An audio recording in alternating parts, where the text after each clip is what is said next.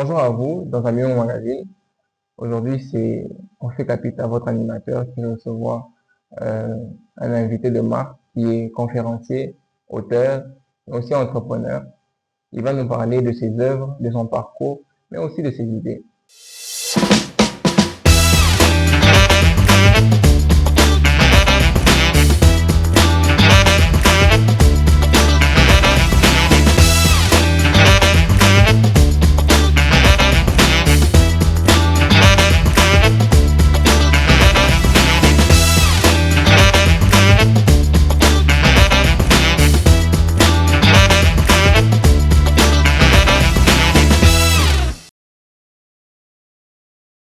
Alors, on va commencer à la première question.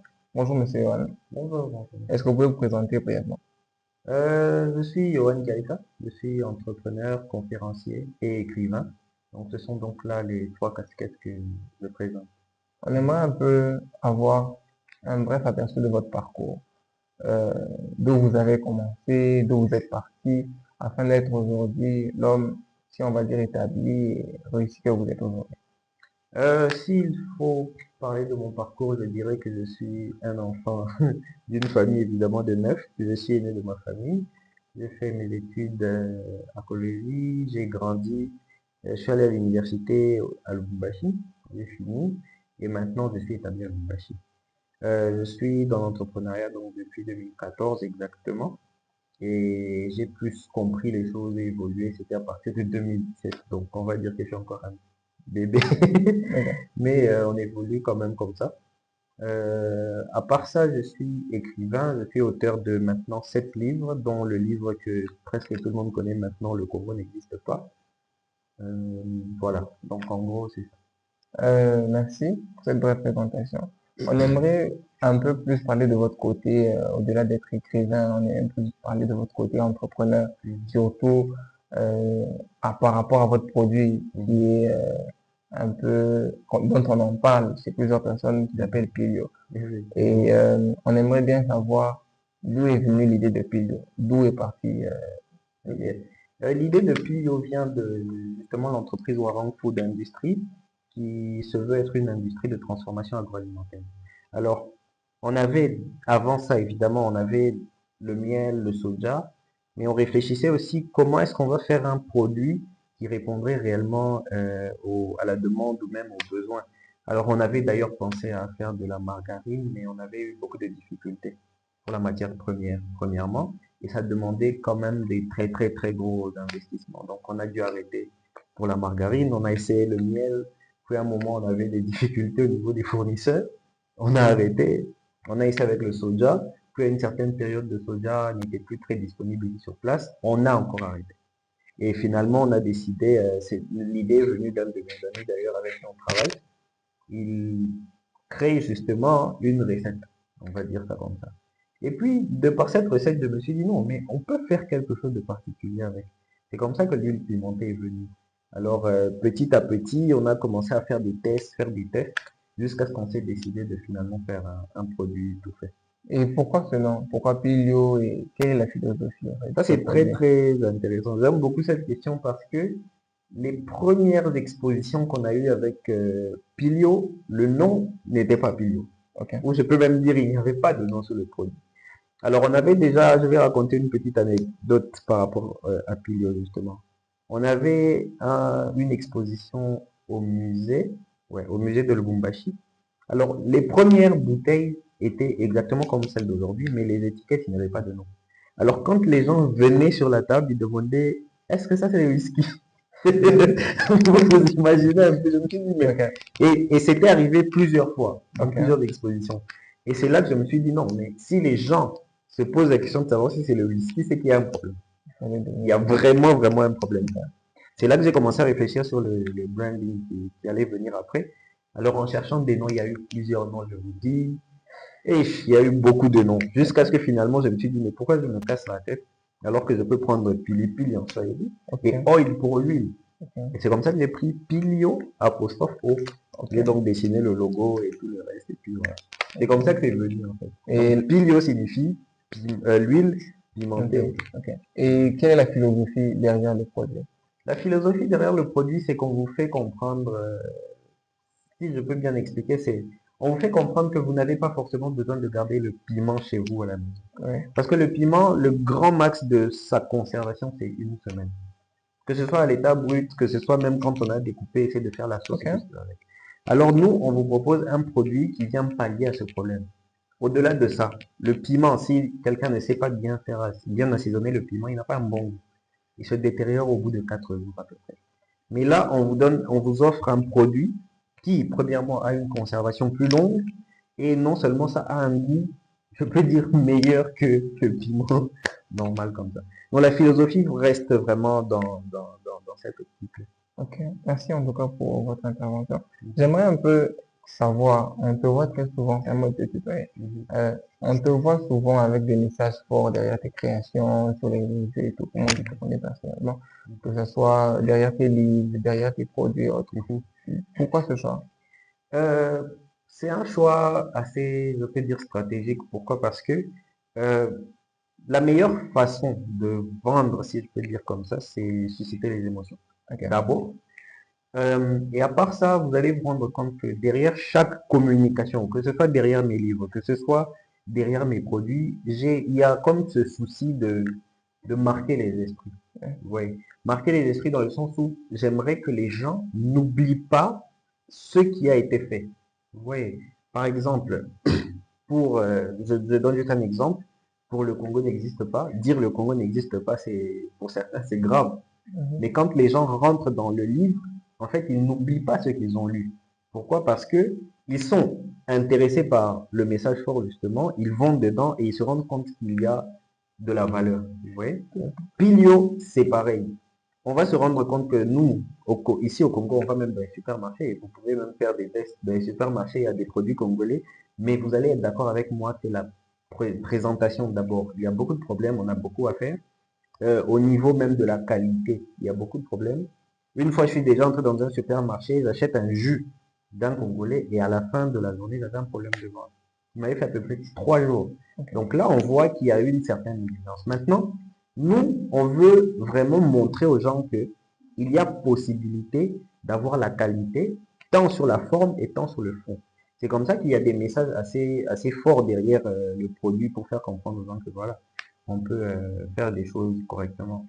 ouais, D'ailleurs, parfois, il y a des gens qui me disent, non, t'es pas venu, si t'es pas un représentant d'une entreprise ouais, sud-africaine. je Non, vois. c'est congolais. Ouais. On fait tout juste bien pour que, voilà. D'ailleurs, nous, on a vu votre présentation à la Vissale, Mhm, donc c'est un peu ça. On va un peu revenir sur le côté littérature et mhm, autres. D'ailleurs, le côté dans lequel beaucoup de gens te connaissent mhm. et t'ont connu d'ailleurs.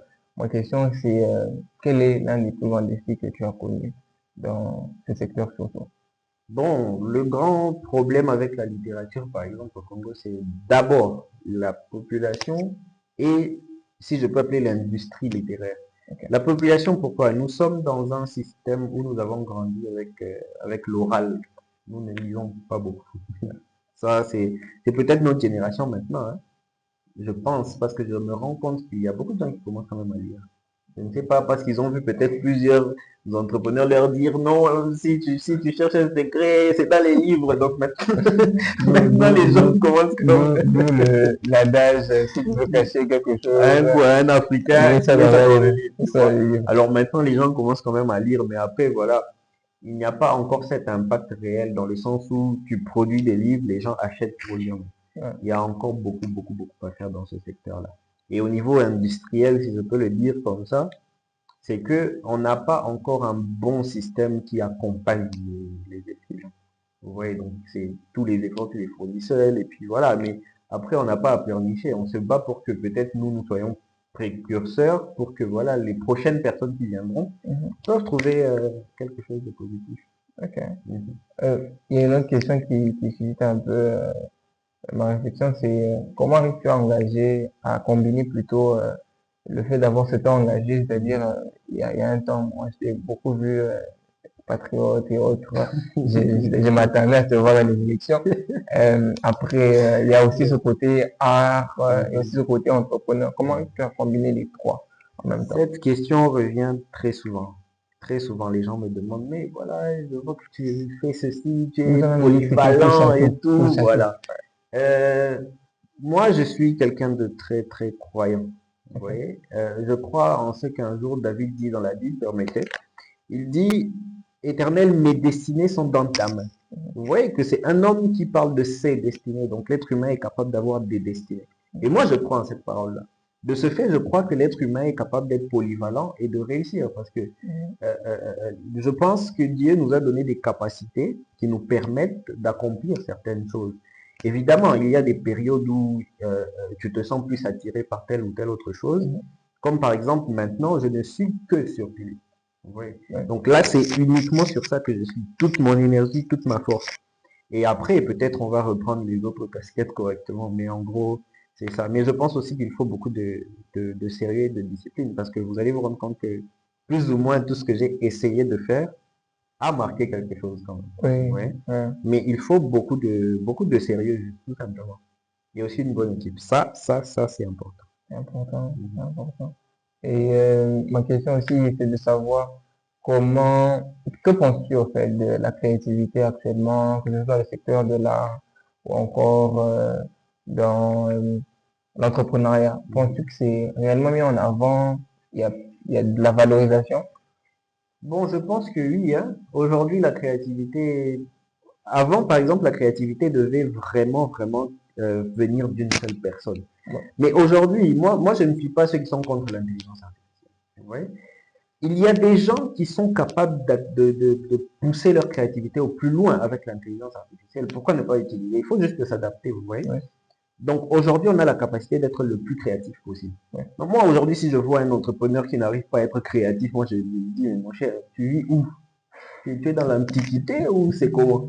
Vous voyez? Ouais, Donc moi, je pense que les gens, au-delà seulement de peut-être réfléchir, penser, ils peuvent penser à ces nouveaux outils que nous avons à notre tout à disposition. fait. Nous sommes dans un siècle où on doit s'adapter. C'est vrai, il y a des gens qui sont encore sceptiques. C'est un peu comme quand l'Internet est arrivé. Ouais, Nos parents, quand l'Internet est arrivé, bah, eux aussi, ils étaient un peu choqués. Ah, ouais. apparemment, les gens vont se perdre et tout. Mais bah, finalement, on n'est pas complètement perdu. Jusqu'à ce que On est quelqu'un d'accord. disait même l'Internet est l'un des besoins primordiaux de De l'homme. l'homme, vous voyez. Euh, Donc, en fait, le problème, c'est que l'être humain doit s'adapter à l'environnement, tout simplement. Donc, il faudrait surfer sur cette vague de changement. Moi, je m'inscris dans cette logique-là. Donc, moi, je dirais, pour la créativité, aujourd'hui, c'est accessible à tout le monde. Il n'y a personne qui peut dire, non, moi, je suis pas créatif. Même si tu n'es pas, demande même à l'intelligence artificielle de t'aider. Vous voyez. Donc, moi, je pense que On n'a plus c'est de comme ça. raison Il de n'y se en a dire que plus. non, c'est l'État et autres. Il n'y en a plus. Même se former soi-même, tu peux. Donc, il n'y a plus de raison, en fait. Et pour toi, quelle est la meilleure façon de aujourd'hui valoriser les jeunes, que ce soit sur le plan national ou international? Ah là, je pense on va vraiment parler des choses assez profondes parce que j'ai beaucoup voyagé. J'ai visité, j'ai été dans plusieurs conférences à l'étranger. J'ai rencontré des différents entrepreneurs étrangers de mon âge et tout ce qui va avec. Je me suis rendu compte d'une chose. Et ça, je vais le dire clairement. Le gouvernement congolais n'accompagne pas les jeunes. Que personne ne nous mente. Un accompagnement, ça veut dire on te prend à un certain niveau, on évolue avec toi et tu as un réel impact dans la société. Vous pouvez faire un travail, chercher un seul entrepreneur. Ici, prenons d'abord le Grand Katanga. Ici, un seul entrepreneur qui a été accompagné par le gouvernement. Il a construit, je ne sais pas, une usine ou quelque chose, il a créé de l'emploi. Si vous en trouvez, mettez-moi en contact avec lui. Mais jusque-là, moi, j'ai pas encore trouvé. On va apprendre que c'est le Est-ce frère que je de suis X. contre le gouvernement? Je ne suis pas contre le gouvernement, mais je demanderai à ce qu'il fasse un effort réel. Donc moi, je me rends compte que les différents programmes d'accompagnement qu'il y a, c'est OK, l'enfant 2, le fils 2. Ou Effectivement. si il y a des gens qui arrivent, on va leur donner des petites sommes vraiment dérisoires qui ne sont même pas censées accompagner un Mmh. réel projet, vous voyez? Ça, c'est un sérieux problème. Moi, j'ai vu un de mes amis que je connais, je tais le nom du pays parce que c'est un problème actuellement, mais c'est un de mes amis entrepreneurs qui est aussi dans l'agroalimentaire. Ok. On était en train d'échanger, il a commencé aussi en 2021 à peu près, mais aujourd'hui, pendant qu'on parle, il est parmi les jeunes millionnaires de son pays. Pourquoi? La Chine avait fait une commande de piment. Lui, il fait la sauce de piment. Ok. La Chine avait fait une commande de piment et le gouvernement a pris certains jeunes, dont lui, et on fait signer des contrats entre la Chine et ses entrepreneurs. Vous voyez un peu ce que normalement un gouvernement doit faire. Ouais. Nous, on ne demande pas que le gouvernement nous donne de l'argent. Non. On demande à ce que le gouvernement crée un environnement qui fait qu'on voit d'opportunités. Je donne un exemple simple avec Pilo. Prenons Pilo ici. Dans le monde anglophone, la plupart des piments, c'est pas bon. Ok. Ouais. Je suis parti avec ça dans plusieurs pays, Botswana, Afrique du Sud, partout là-bas, et les gens ont beaucoup aimé. Prenons un exemple. Le gouvernement, prenons même le gouvernement provincial, décide, il dit, OK, on va faire en sorte que tu puisses exporter ce produit. Je n'ai pas besoin d'argent. J'ai besoin qu'on m'offre une opportunité où on va emmener des cartons là-bas, c'est tout. Et puis le reste va se faire. Mais où est-ce que ces gens vont venir? Ils vont venir, ils vont te dire, non, voilà, et ça, nous sommes communs. C'est un problème, ouais. Et ça, c'est un problème. Se retrouver, il n'y a pas de problème, mais accompagner les gens réellement. Ok. N'accompagnez pas les gens en attendant des gens en retour un souci. Je n'aimerais pas parler de tout ce que moi j'ai pu expérimenter avec toutes ces histoires. Donc, voilà, en gros, c'est ça. Si c'est un conseil pour le gouvernement, qu'il soit sérieux. Alors, J'espère que vous n'aurez pas de problème, amis.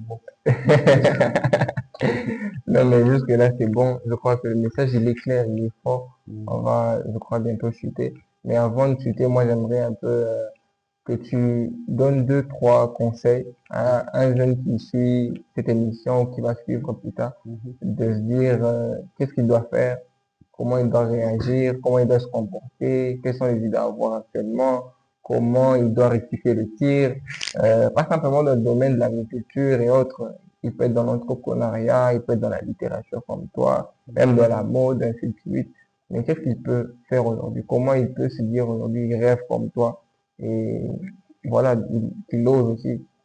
Bon, je pense que vers la fin de ta question, tu as donné la réponse.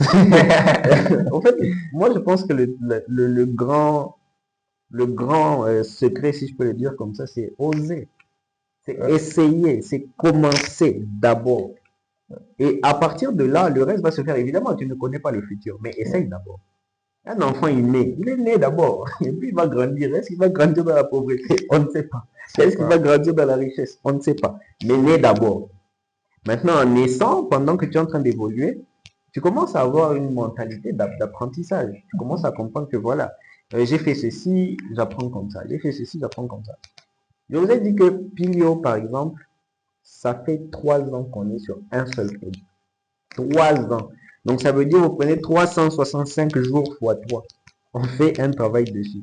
Donc ça veut dire qu'on s'est trompé, que ce soit sur le niveau de la recette, que ce soit sur le niveau de l'hygiène, que ce soit sur le niveau du design. Donc on était en train de refaire, jusqu'à ce que finalement on s'est dit, cette fois-ci, on a la bonne version qu'on peut maintenant commercialiser. Ouais.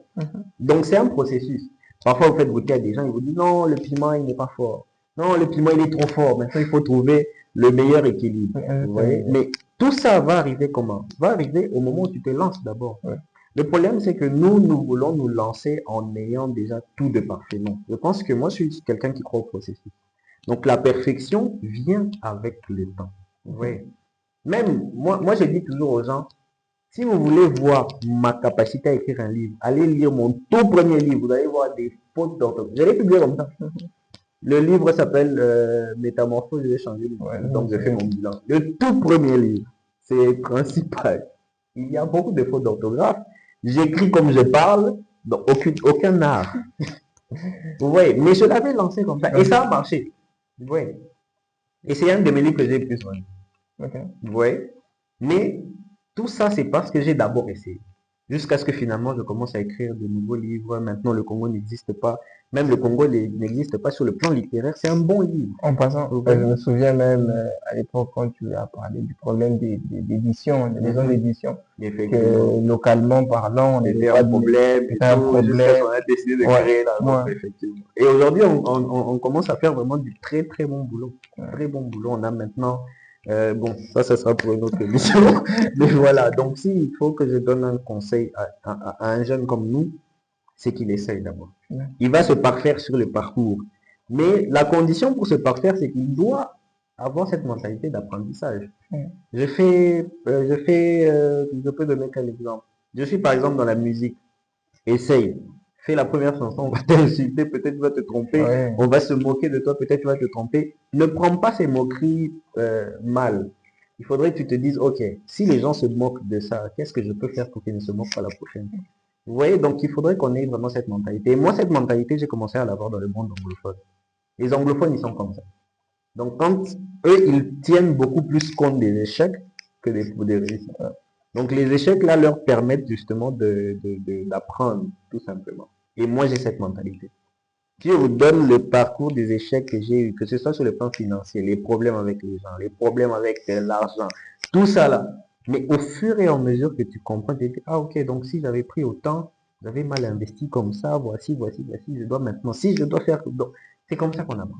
Moi, je pense que c'est le conseil que je donnerais. Premièrement, ose, lance-toi, n'aie d'abord, et tu vas grandir sur le chemin. Donc pour moi, c'est le conseil que je donne. ouais, un grand merci pour ce conseil, pour ceux qui nous suivent et qui suivront certainement cette émission. Je crois qu'on a eu à retenir grosso modo, l'idée, on va un peu chuter avec cette question. Je crois qu'on a eu quand même à mentionner le fait que Pilio n'est pas officiellement sur le marché, Pas encore. mais lorsque le moment sera venu, où est-ce qu'on pourra trouver Ok. Pilio? D'ailleurs, nous comptons mettre Pilio sur le marché, je pense, d'ici un mois ou 2 mois maximum. Et déjà, il y aura un événement de lancement où Mhm. vous pourrez être invité, évidemment. Mais après ça, vous pourrez avoir Pilio dans tous les supermarchés. Ok, Voilà. Donc ça, c'est une évidence. ok. En tout cas, je crois que on va chuter avec ce dernier mot.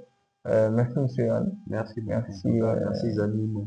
Voilà, c'était l'Animo Magazine pour ce numéro. Nous espérons vous revoir très bientôt pour un prochain numéro. Merci.